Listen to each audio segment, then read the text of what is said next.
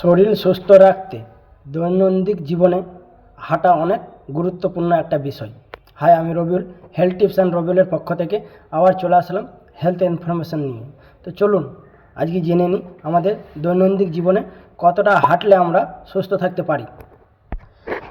বিশেষজ্ঞদের মতে প্রতিদিন 4 থেকে 10 কিলোমিটার হাঁটা উচিত।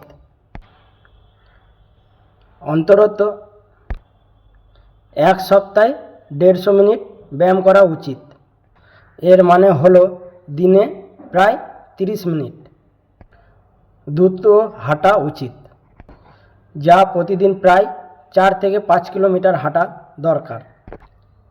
এটিকে যদি টার্গেট হিসাবে নিতে চান তবে 4 থেকে 10 কিলোমিটার হাঁটার লক্ষ্য ওজন কমাতে সাহায্য করে। আজকের এইখানেই সমাপ্ত করলাম, আবার এর আরও কিছু নিয়ে পরে আলোচনা করব। ততক্ষণে আমার চ্যানেলটাকে ফলো করে পাশে থাকুন।